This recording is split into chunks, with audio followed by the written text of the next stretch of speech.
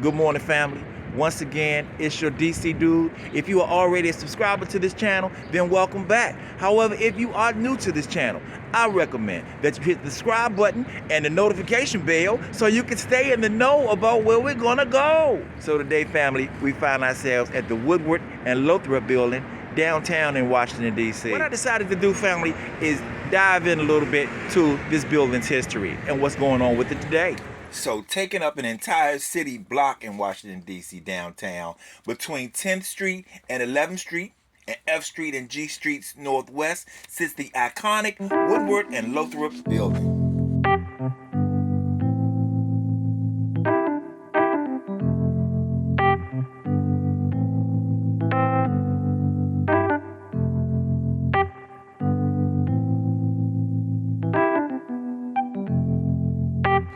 So the story of this department store goes all the way back to 1873.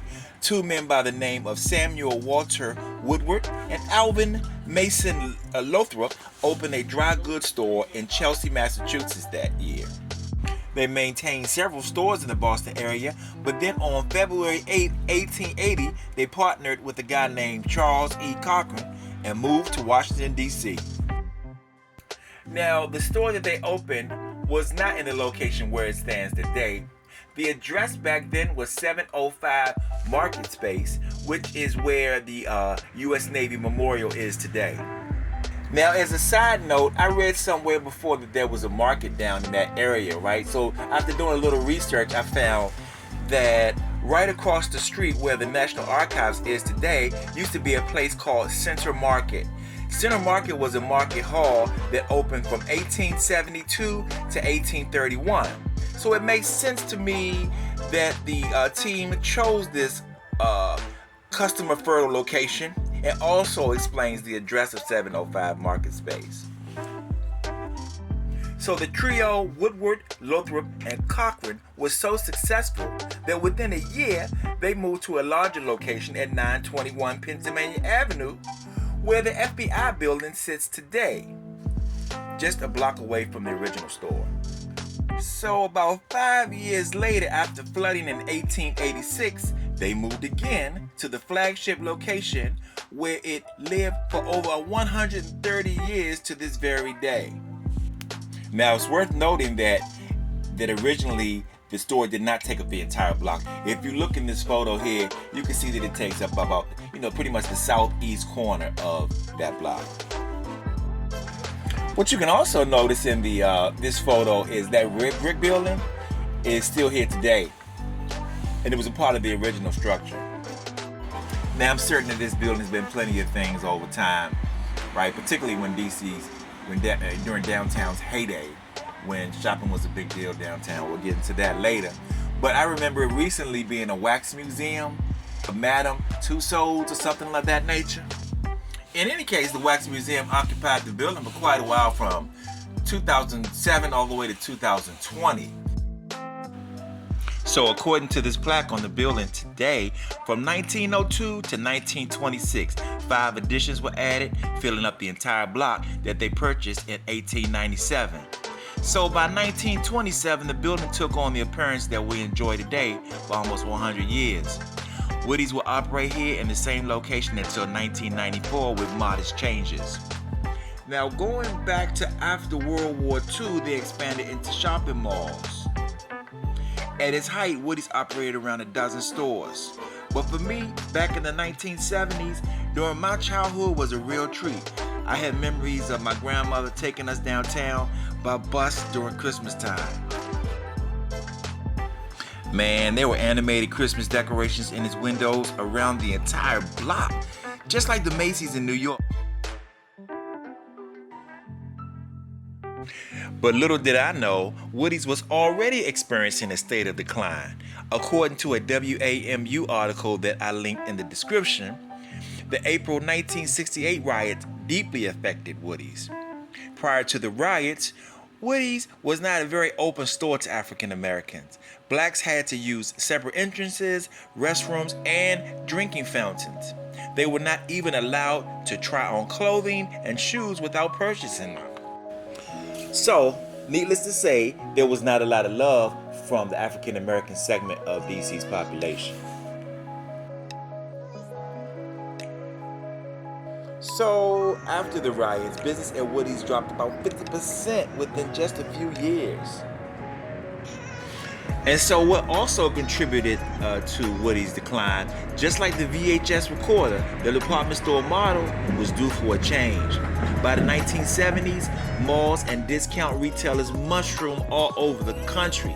This new model of shopping attracted price-conscious Americans like moths to a flame. Being undersold, their clientele dwindled. And so Woody's would be a casualty of this changing economy. Man, by the end of the 20th century, the entire chain was bankrupt. They filed Chapter 11 bankruptcy protection on January 18, 1994. On June 21, 1995, 7 of the remaining Woody's store locations were sold to JCPenney and the rest to May Department Stores Company. Now, before year's end, all Woody's stores had completely liquidated sales and was permanently closed. So this downtown Washington location was abandoned and its building auctioned to the Washington Opera. The Washington National Opera purchased the building in 1996 for $18 million, seeking to convert the landmark space into a theater. Unfortunately, the cost to do this was too great and the plan failed. And then the space sat empty until 1999, until it was sold to developer Douglas Jamal for $28.2 million. Douglas Jamal was known in the industry for purchasing and developing distinctive commercial properties, such as the old Heck Company warehouse over in Northeast, and also the U-Line Arena, which I always knew as Washington Coliseum. The building was renovated in 2002 and reopened in 2003 with offices on most of its 8 floors, and returned the ground level to badly needed retail space featuring Zara, H&M, and Forever 21. Now, I say badly needed because I remember before the Capital One Arena opened, it was a ghost town downtown, right? So when they finished the Capital One Arena, life started being pulled back into that area. But, however, all the developments seem to be centered around restaurants, spaces to live, hotels, and theater. But at first, there wasn't any return to retail like downtown used to be built on, right?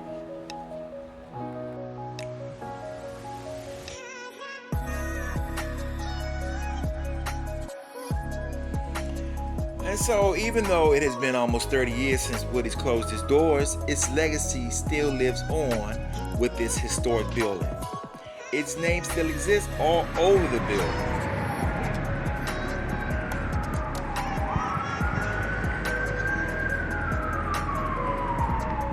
And so, also according to the plaque on the building, in 2011, Douglas Jamal endeavored to highlight these ornate details of cast iron, which over the years became obscured under layers of paint.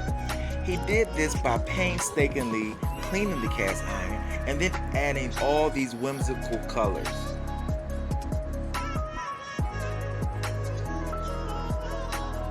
Now, family, I don't know anything about Greek mythology, but apparently the symbols, characters in this artwork have everything to do with that, right? So if you're into that kind of thing, it's definitely worth checking out. They mention the father of the gods, Zeus, is in this artwork. They talk about goddesses of the order of nature and of season. They talk about how they protect law, good nature, and peace. If you haven't taken a good close look at it, it's definitely worth checking out, family.